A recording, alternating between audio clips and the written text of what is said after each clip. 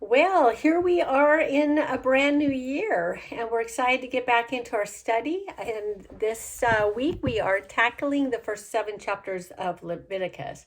Now that we're entering a new year, many of you will probably decide that 2024 is the year that you will read through the Bible in the next 365 days.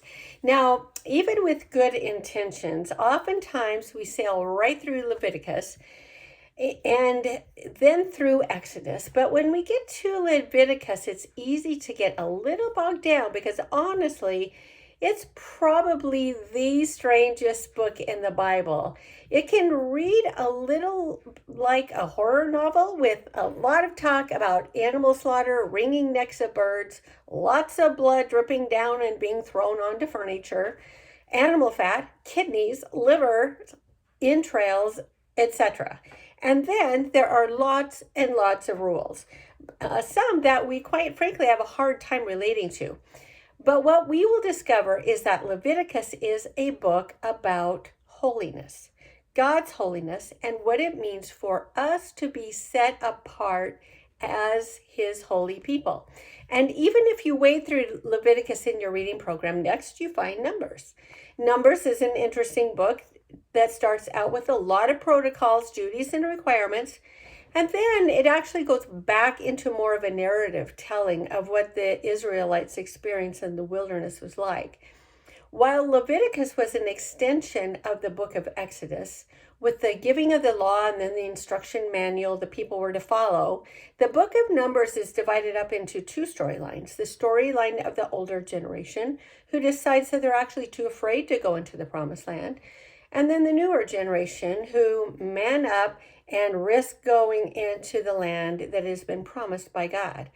Now, in this study, we will go back and forth between the two books to help us nail down how these two books work together to teach us what we're supposed to learn.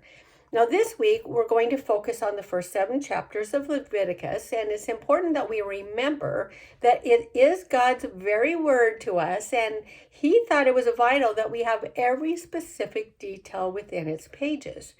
We may be tempted to skim through parts of it, but we will do well to see what God's message is to us individually and corporately and how we can apply the lessons that we find. There is much to learn and actually much joy to be found. So my hope for us as we walk, especially through this particular book of Leviticus, is that we can delight in the book of Leviticus. So that's our goal. But this week's study and commentary are so good and so complete that I really had a hard time trying to figure out what, if anything, I could or needed to add to this teaching. So in my study and research, I came across an article by Colin Hansen for the Gospel Coalition that I thought was really good. So most of what I'm sharing comes from him. So first, we will look at why Leviticus is hard to understand and enjoy. Now, Hansen says that there are a number of reasons, but they can be grouped into three main categories. First, the cultural context of the book is so different from our own. We live in houses or apartments. They lived in tents. We go to a building for our worship services. They went to an open-air courtyard that surrounded an ornate tabernacle. We can't even throw rice at weddings anymore in our place of worship, but they slaughtered animals in theirs. Add to that the system of ritual purity, impurity, and holiness, and you're dealing with a totally different world. Second, he says we often lose the thread of the larger literary context. Leviticus comes after Exodus 25 through 40, and most of which is focused on instructions for building the tabernacle. Now, most Christians find this very tedious going. Those who stagger their way through into Leviticus often find it challenging to remember where we are in the story, or even that Leviticus comes in the midst of a story and is a crucial part of it. Now, third, it is almost all law. He says this actually presents two challenges. The first is simply that most of us do not find reading the law nearly as interesting as reading stories. And why should we? Stories have tension that draws us in as we watch the plot unfold. Law does not. It is just that, law. And if the law does not apply to us directly, which in many cases in Leviticus it does not seem to, then there is really no hook, nothing to grab our interest. The second challenge is that many Christians look on law negatively as something restrictive and ungracious. And who wants to read a book full of that? But as we move forward in our time in Leviticus, you may be surprised that we will be able to celebrate what we find in regards to the law, as the psalmist did in Psalm 119. It is the longest psalm in the Bible, and it speaks to the delight that the gift of the law brings to us. 119, 1 through 8, along with verse 16, says this: Blessed are those whose way is blameless, who walk in the law of the Lord. Blessed are those who keep his testimonies, who seeks him with their whole heart, who also do no wrong, but walk in his ways. You have commanded your precepts to be kept diligently. Oh, that my ways may be steadfast in keeping your statutes. Then I shall not be put to shame, having my eyes fixed on all of your commandments. I praise you with an upright heart when I learn your righteous rules. I will keep your statutes. Do not utterly forsake me. I delight in your statutes. I will not forget your word. We can delight in the book of Leviticus because God designed his law to be not a drudgery, but a delight. We need to be challenged to see it as just that. But in order to delight in Leviticus, we must understand it in its original context so that we can apply it. So we are going to look at the 3 points that we talked about earlier. First, we must understand the cultural context. Now, an example that Hansen gives is in the law regarding clothing, which we haven't gotten to yet, but it helps us prepare our minds to put the law in this kind of context. So here's the example.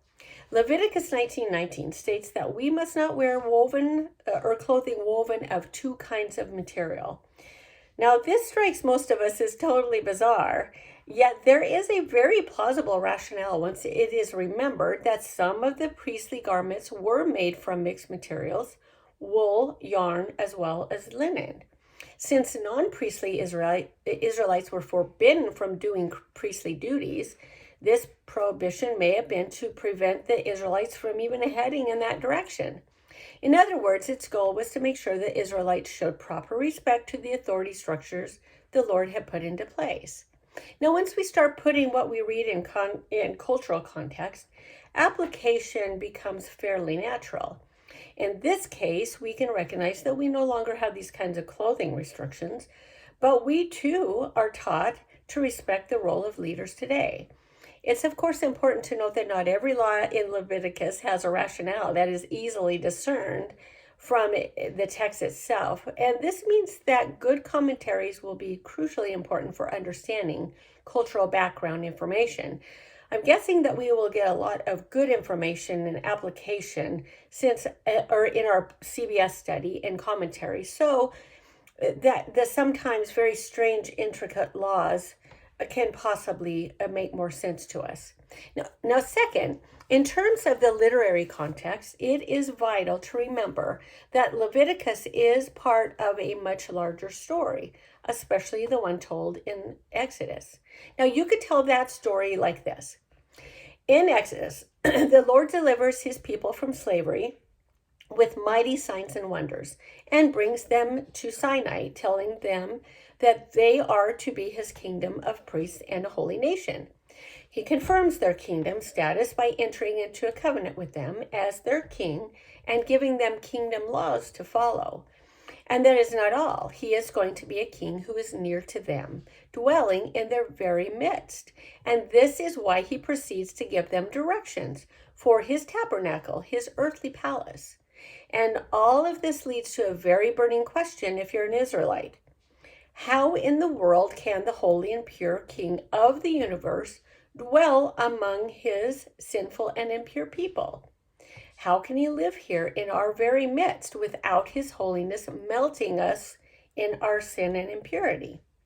Well, the answers are found within the pages of Leviticus, which begins by explaining the sacrifices that address sin and enable them to worship this king rightly, provides them with priests to intercede on their behalf and lead them in worship before the king, give them laws to teach them how to deal properly with impurity, provides a yearly ceremony to remove every last ounce of sin and impurity from the kingdom, which provides a whole series of laws in other areas to direct them in living like a kingdom of priests and a holy nation.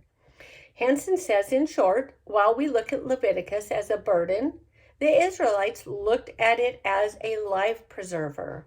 It was the very thing that taught them how to live in relationship with this king who had just entered into covenant with them and descended into their very midst. But in terms of the law, we have learned that the law that begins in Exodus 20 and extends through Leviticus is not given to the Israelites so that they might be saved. It does not come before redemption, but after it. That's vital in our understanding the place that the law has in our lives. Now, Michael Williams says, God did not send Moses to Israel with a new grace of God's promises to Abraham, a plan that said, in effect, if you keep the law, I will save you. It is precisely the other way around. Obedience flows from grace. It does not buy it. Now, only a good and gracious God operates this way. And one of the most delightful things that we can learn in the study of the law is that it tells us about God's character. We learn what he values and what he loves, so we can seek to value and love the same things, so we can respond correctly to the gift of grace. Now, Psalm 119, 33 through 40 says, teach me, O Lord, the way of your statutes, and I will keep it to the end.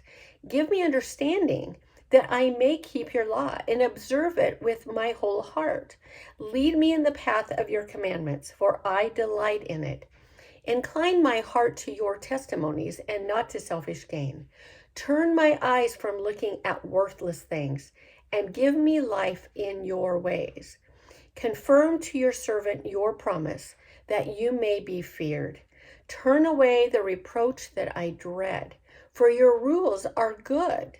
Behold, I long for your precepts. In your righteousness, they give me life. Now, God wants us to delight in the law because according to Psalm 119, it is in the law that we find life. Now, in Romans 7:10, Paul talks about the fact that the law brings death because it reveals sin. But we can mistakenly grab a hold of the line that the law brings death and bristle against our reading of Leviticus, thinking that the law no longer pertains to us because we are free from it. But Paul goes on to say that it is sin that the law exposes that brings death. And in verse 22, Paul says, I delight in the law of God in my inner being. Because he says through Christ and only through Christ, he can now victoriously serve the law of God and take sin captive as he seeks to honor God through his obedience. Paul delighted in Leviticus, and we too can delight in it. Now, the commentary does a great job communicating how Leviticus points to Jesus, the gospel, and the New Testament teachings. So I'm not going to spend a lot of time on these things. But Hansen points out a few good things that I think will be helpful. He says, Leviticus actually helps us understand the New Testament because Leviticus does not happen in the context of the New Testament world. Rather, the New Testament world happens in the context of a world that already knew and understood Leviticus. The author of Hebrews is constantly making the point, if you really want to understand who Jesus is and what Jesus did and how much greater he is than anything else, you need to understand Leviticus.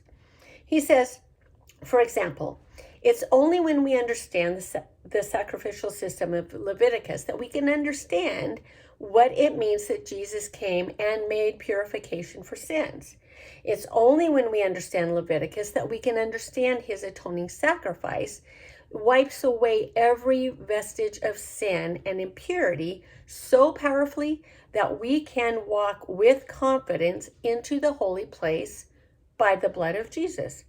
And it's only when we understand Leviticus that we can understand that the sinlessness and purity and power of Jesus, the high priest, is immeasurably beyond that of any Levitical priest that ever lived. Leviticus is a delight because just as the Israelites read Leviticus in the context of the Lord's redeeming work in the Exodus, we read Leviticus in the context of the Lord's redeeming work in Jesus. And just as the Israelites understood the laws of Leviticus as direction for how the Lord's holy people worship him in grateful obedience and love, we understand the principles behind these laws as direction for how the Lord's holy people worship him in grateful obedience and love. Psalm 119, 105 through 112 says, "Your word is a lamp to my feet and a light to my path. I have sworn an oath and confirmed it. I keep your righteous rules. I am severely afflicted. Give me life, O Lord, according to your word. Accept my freewill offerings of praise, O Lord, and teach me your rules. I hold my life in my hand continually, but I do not forget your law. The wicked have laid a snare for me, but I do not stray from your precepts. Your testimonies are my heritage forever, for they are the joy of my heart. I incline my heart to perform your statutes forever to the end." Now, as we read through Leviticus and Numbers, there are two cautions that we should consider.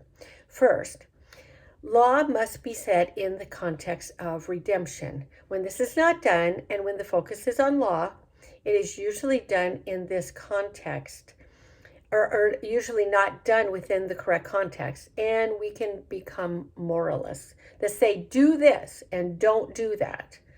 Someone who is soaked in the gospel of grace and who remembers the context takes a completely different approach and says, in the light of what the Lord has done for you, do this.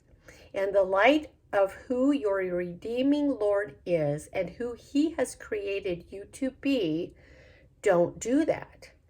A moralist leaves you with the feeling that there are things that you must or must not do to earn the Lord's favor. A gospel preacher or teacher leaves you with the feeling that the Lord's favor has been so richly shown in his redemptive acts that the only proper response is grateful and loving obedience to him. Now, the second caution is just simply to remember that proclaiming Jesus does not mean one stops at the cross. But what must be remembered is that Jesus has not simply saved us from something, he also calls us to something. He calls us to respond to his redemptive grace. In every aspect of our lives, he calls us to be that kingdom of priests and a holy nation. Psalm 119, 145, and 146, and 169 through 174 says, "With my whole heart I cry, answer me, O Lord, I will keep your statutes. I call to you, save me, that I may observe your testimonies. Let my cry come before you, O Lord. Give me understanding according to your word. Let my plea come before you. Deliver me according to your word. My lips will pour forth praise, for you teach me your statutes. My tongue will sing of your word, for all of your commandments are right. Let your hand be ready to help me, for I have chosen your precepts. I long for your salvation, O Lord, and your law is my delight." We can delight in the book of Leviticus. So will you choose to delight in the study of this strange and wonderful book so you can understand and glorify our most holy God and be radically changed by him? Next week, we'll be introduced to the book of Numbers. So until then, have a wonderful week.